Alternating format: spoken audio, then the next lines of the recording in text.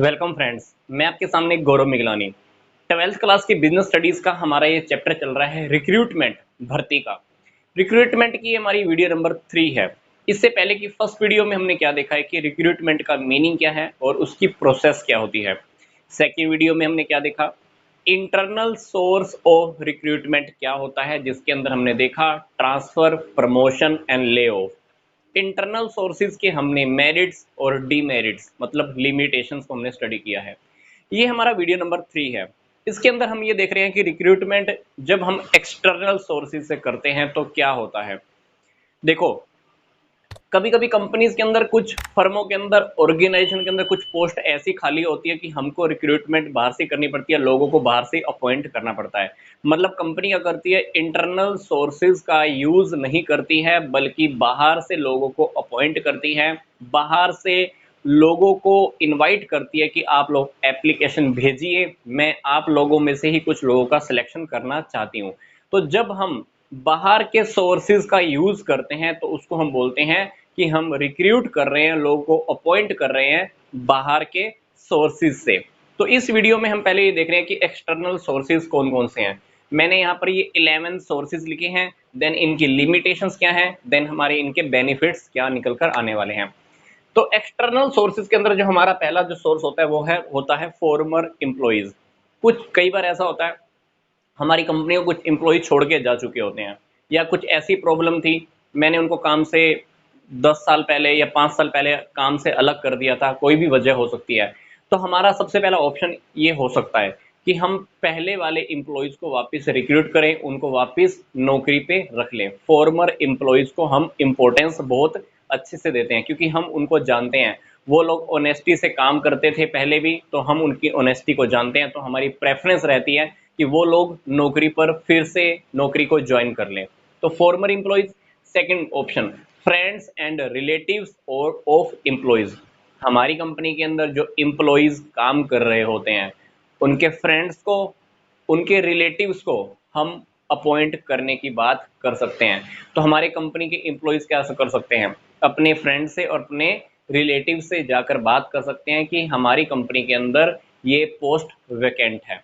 से क्या होगा, कंट्रोल बना रहता है अच्छा, क्योंकि कंपटीशन बहुत कम होएगा, उनकी आपस में मन मुटाव कम होंगे, उनके आपस में बनी रहेगी, क्योंकि वो उनके आपस के ही, खुद के ही सगी सगे संबंधी होते हैं, रिलेटिव्स होते हैं, फ्रेंड्स होते हैं। तो फ्रेंड्स एंड रिलेटिव्स की हेल्प से भी हम अपॉइंटमेंट कर सकते हैं। तीसरा option, public public employment agencies. सरकार की कुछ एजेंसियां खुली हुई होती हैं, डिस्ट्रिक्ट लेवल पर, स्टेट लेवल के ऊपर। सरकार ने बोल रखा होता है कि जितने भी बेरोजगार लोग हैं अपना नाम एम्प्लॉयमेंट ऑफिस में लिखवा दो। तो एम्प्लॉयमेंट ऑफिस के अंदर पूरा डेटा होता है। तो हम पब्लिक एजेंसी से बात करके, पब्लिक एम्प्लॉयमेंट एजेंसी से बात करके उन लोगों का डाटा इकट्ठा कर सकते हैं, फ़ोन कॉलिंग कर कर, लेटर भेजकर, ईमेल भेजकर हम उन लोगों से भी कॉन्टैक्ट कर सकते हैं और हम रिक्रूटमेंट के लिए उनको इनवाइट कर सकते हैं। फिर कुछ प्राइवेट एजेंसीज भी होती हैं जो प्राइवेट फॉर्म में काम कर रही होती हैं, प्राइवेट लोगों ने बनाई होती है। इनका काम भी क्या होता है, लोगों को नौकरी अवेलेबल कराना। तो इनके पास भी डाटा अवेलेबल रहता है, पब्लिक का, लोगों का डाटा इनके पास भी अवेलेबल रहता है। तो हम प्राइवेट एजेंसीज की भी हेल्प ले सकते हैं क्योंकि इनके पास पूरा डाटा इंफॉर्मेशन मिलेगी। तो आप लोगों से कॉन्टैक्ट कर सकते हो। प्राइवेट एजेंसीज ये काम करने के लिए ऑर्गेनाइजेशन से पैसा भी लेती है। जब कोई ऑर्गेनाइजेशन प्राइवेट एजेंसी की हेल्प लेती है लोगों को नौकरी पर रखने के लिए, तो प्राइवेट एजेंसीज क्या करती हैं, ऑर्गेनाइजेशन से भी पैसा ले सकती हैं और चाहे तो जिसको वो नौकरी दिलवा रही हैं उनसे भी ये पैसा चार्ज कर सकती हैं। पांचवी बात है एडवर्टाइजमेंट। हम एडवर्टाइजमेंट के जरिए भी लोगों को नौकरियों के बारे में बता सकते हैं कि हमारी कंपनी के अंदर इतनी पोस्ट वैकेंट है। तो एडवर्टाइजमेंट के थ्रू, अखबार में हम पूरी इंफॉर्मेशन निकाल देते हैं, मैगजीन्स के थ्रू भी आप पूरी इंफॉर्मेशन निकलवा सकते हो कि हमारी कंपनी में इतनी इतनी पोस्ट वैकेंट पड़ी हुई हैं, पूरी क्वालिफिकेशन क्या चाहिए, कौन सी पोस्ट वैकेंट है, आप पूरी बात एडवर्टाइजमेंट के थ्रू निकाल देते हैं। छठी बात, एजुकेशनल इंस्टीट्यूशन। आजकल आपको पता है कि जब भी कॉलेज की डिग्री पूरी होने वाली होती है तो काफ़ी सारे कंपनीज कॉलेज के अंदर सेमिनार लगाती हैं, जिसके अकॉर्डिंग क्या होता है, हम यूथ को नौकरियों के लिए स्टडी कंप्लीट होने से पहले ही अपॉइंट कर लेते हैं। That is the educational institute. आप काफ़ी सारी शैक्षणिक संस्थाएं या कह लीजिए इंस्टीट्यूट, बड़ी बड़ी अकेडमीज, बड़े बड़े कॉलेजेस, उनसे भी आप कॉन्टैक्ट कर सकते हैं। एट फैक्ट्री गेट, सातवां ऑप्शन फैक्ट्री गेट। फैक्ट्री के गेट के ऊपर भी काफ़ी सारे लोग नौकरी के लिए आते रहते हैं, पर फैक्ट्री के गेट पे आने वाले वही लोग होते हैं जो लेबर क्लास के होते हैं। ये रेगुलर रूटीन में फैक्ट्री के गेट पे आते रहते हैं, अपॉइंटमेंट के लिए नौकरी मांगते रहते हैं। तो फैक्ट्री के गेट पे भी कुछ लोग हमारे पास एप्लीकेशन छोड़ के जाते हैं, तो फैक्ट्री के गेट के थ्रू भी हम लोगों को नौकरी पे रख सकते हैं। आठवां, लेबर यूनियन। लेबर यूनियंस की भी हम हेल्प ले सकते हैं, क्योंकि लेबर यूनियन के कॉन्टेक्ट के अंदर बहुत सारे लोग होते हैं, तो हम लेबर यूनियन की हेल्प से भी लोगों को अपॉइंट कर सकते हैं। बेनिफिट क्या होगा? एक तो हमारी ऑर्गेनाइजेशन के साथ कॉन्टैक्ट बना रहता है, और दूसरा इनका एम्प्लॉइज के साथ भी कॉन्टैक्ट बना रहता है, और लेबर यूनियन के साथ हमारा रिलेशनशिप भी अच्छा होता है, क्योंकि लेबर यूनियन को ये लगता है कि कंपनी एम्प्लॉइज की अपॉइंटमेंट के लिए मेरे से पूछ रही है, इसलिए लेबर यूनियन का ऑर्गेनाइजेशन के साथ मनमुटाव खत्म होता है, रिलेशनशिप्स अच्छे होते हैं। कैजुअल एप्लीकेशन, कुछ लोग पूरा साल कोई ना कोई एप्लीकेशन कंपनी के अंदर, कंपनी की ईमेल पर, या लगा लीजिए काउंटर पर, या ऑफिस में रिसेप्शन पे लोग एप्लीकेशन छोड़ते रहते हैं। किस लिए? क्योंकि उन लोगों को ये होता है कि हो सकता है कि जब भी कोई सीट खाली हो मुझे नौकरी मिल जाए। तो हमारे पास काफ़ी सारी एप्लीकेशन पहले से ही कंपनी में आके रखी होती हैं, ऑर्गेनाइजेशन के अंदर पड़ी रहती हैं। तो उन एप्लीकेशंस के अंदर से हम, उन एप्लीकेशंस में से हम छांट लेते हैं कि किस पर्सन को हम नौकरी के लिए बुला सकते हैं, उसका इंटरव्यू होगा, तो सारी बातें होती रहती हैं। फिर है लेबर कॉन्ट्रैक्टर्स।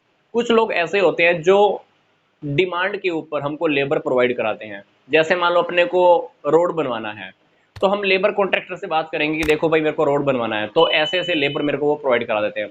बिल्डिंग खड़ी करनी है, तो बिल्डिंग के कॉन्ट्रैक्टर से बात करो तो आपको वो ऑन द स्पॉट आपको लेबर प्रोवाइड करा देते हैं। तो लेबर कॉन्ट्रैक्टर्स की हेल्प से भी आप रिक्रूट कर सकते हो। कॉम्पिटिटिव कंसर्न, आपके कंपटीशन के अंदर जो भी कंपनी काम कर रही है, आपकी कंपटीशन के अंदर जो भी फैक्ट्री काम कर रही है, आप उसके एम्प्लॉयज को उठा के लेकर आओ, उनका इंटरव्यू लो, उनको सैलरी ज़्यादा दो, उनको फैसिलिटी ज़्यादा दो, तो डेफिनेटली क्या करेंगे? वो दूसरी कंपनी को छोड़ देंगे, आपकी कंपनी को ज्वाइन कर लेंगे। तो कॉम्पिटिटिव, कंपटीशन वाली जो कंसर्न है, फैक्ट्री है, फर्म है, ऑर्गेनाइजेशन है, तो उनके एम्प्लॉयज़ को भी आप नौकरी के ऊपर अपॉइंट कर सकते हो। तो ये है हमारे एक्सटर्नल सोर्सेज, वो एक्सटर्नल सोर्सेज जो कंपनी बाहर से लोगों को अपॉइंटमेंट करने के लिए यूज़ करती है, बाहर से लोगों को इनवाइट कर रही है नौकरी देने के लिए। तो अब एक्सटर्नल सोर्सेज के कुछ बेनिफिट्स हैं। पहला बेनिफिट तो क्या है? Entry of the young blood. जब कोई बंदा पहली बार किसी कंपनी को ज्वाइन करता है, उसके अंदर खून खोलता है कि मैं ये भी कर दूंगा, मैं वो भी कर दूंगा, तो वो काम बहुत अच्छे से करेगा। नई नई क्रिएटिविटी आएगी, नई नई टेक्निक हमारी फर्म के अंदर आने वाली है, नया बुद्धि का प्रयोग करेगा, हर काम को इनोवेटिव तरीके से करेगा, काम को बहुत जल्दी पूरा करने वाला है। तो यंग ब्लड आता है, क्रिएटिविटी आती है, टेक्नोलॉजी काफ़ी निखर कर आती है, क्योंकि जब भी आप किसी नए पर्सन को लेकर आते हो कंपनी के अंदर, तो डेफिनेटली हमारी कंपनी को कुछ ना कुछ नया सीखने को मिलता है, कुछ ना कुछ क्रिएटिविटी निकल कर आती ही है। Best for the new organisation, जब भी आपने कोई नई कंपनी खड़ी की है, तो डेफिनेटली हमारे पास रिक्रूटमेंट के इंटरनल सोर्सेज नहीं होते हैं। बेस्ट क्या रहेगा? एक्सटर्नल सोर्सेज, क्योंकि आपने नई कंपनी खड़ी किया तो आप कहाँ से लोगों को अपॉइंट करोगे? इन्हीं सोर्सेज की हेल्प से ही अपॉइंट करने वाले हो, सिंपल सी बात। फिर फेवरेटिज्म नहीं होती है। जब आपने लोगों को बाहर से अपॉइंट किया है, तो फेवरेटिज्म नहीं होगी, पक्षपात नहीं होगा, क्योंकि बाहर से लोग जो आएंगे, आप नौकरी पर रखने वाले हो, उनका आप अच्छे से इंटरव्यू लोगे, तभी सिलेक्शन करोगे।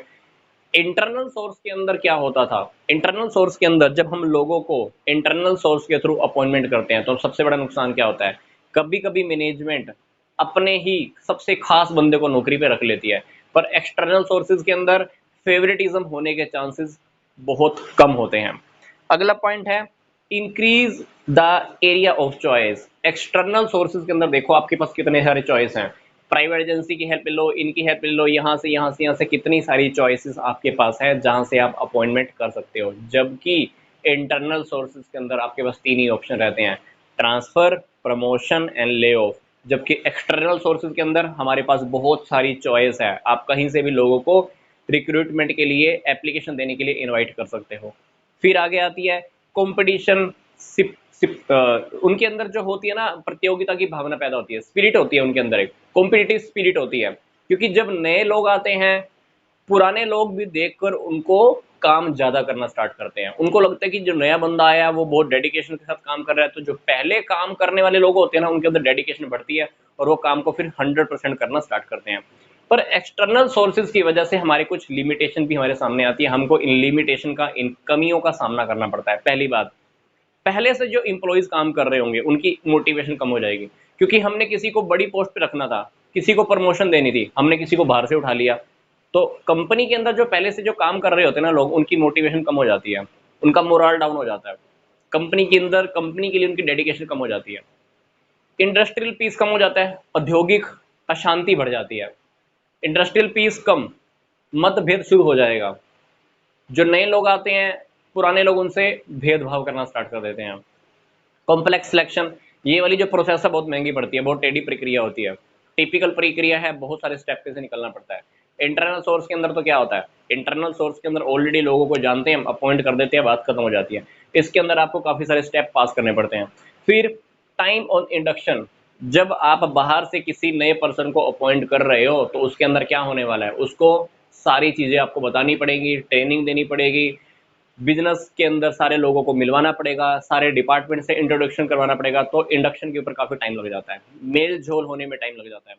फिर एडजस्टमेंट ऑफ सरप्लस एम्प्लॉइज नहीं हो पाता है, कंपनी के अंदर कभी कभी काफ़ी एक्स्ट्रा एम्प्लॉय होते हैं जो कंपनी के अंदर ऑलरेडी होते ही हैं, उसकी एडजस्टमेंट तो नहीं करते हैं, बल्कि बाहर से लोगों को हम अपॉइंटमेंट कर लेते हैं, और एक्स्ट्रा लेबर हमारे पास फिर वेस्ट चली जाती है, time waste, money waste, labour waste, material waste होता रहता है। एक्सपेंसिव सोर्स, ये वाले सोर्सेज बहुत महंगे पड़ते हैं क्योंकि प्रोसेस बहुत लंबी है, कॉम्प्लेक्स है। रॉन्ग सिलेक्शन भी हो जाता है कभी कभी, कंपनी के अंदर अंदर से अगर आप इंटरनल सिलेक्शन कर रहे हो, कंपनी के अंदर से सिलेक्शन कर रहे हो, तो आपको पता है किसको सिलेक्ट करना है, किसको सिलेक्ट नहीं करना है। तो ये वाले सोर्सेज वो होते हैं जिसमें से आप लोगों को लगभग नहीं जानते हो, आपको नहीं पता है कि अपॉइंटमेंट होकर कौन आने वाला है, तो कभी कभी सिलेक्शन गलत भी हो जाता है, और एक पर्सन का गलत सिलेक्शन हमारी कंपनी का प्रोडक्ट, हमारी कंपनी का जो कमोडिटी है ना, मिट्टी में भी मिला सकता है।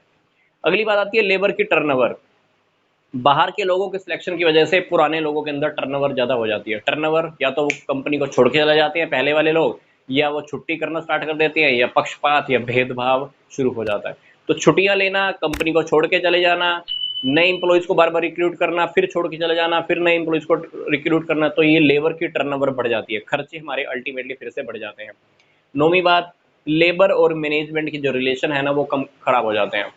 इसके अंदर जब हम लोगों को बाहर से अपॉइंट करते हैं तो पहले वाले जो लेबर होते हैं, उनकी मैनेजमेंट के साथ रिलेशन बिगड़ने स्टार्ट हो जाते हैं। तो ये था हमारा एक्सटर्नल सोर्सेज। इसके अंदर एक्सटर्नल सोर्सेज के अंदर हमने 11 पॉइंट स्टडी किए जहां से आप लोगों को रिक्रूट कर सकते हो। फिर हमने पढ़ा लिमिटेशन एंड बेनिफिट। तो ये इस वीडियो के साथ हमारा रिक्रूटमेंट का टॉपिक कंप्लीट हो चुका है। तो नेक्स्ट वीडियो बिजनेस स्टडीज का हम फिर से एक बार मिलेंगे। तो यहाँ तक का वीडियो देखने के लिए आपका धन्यवाद।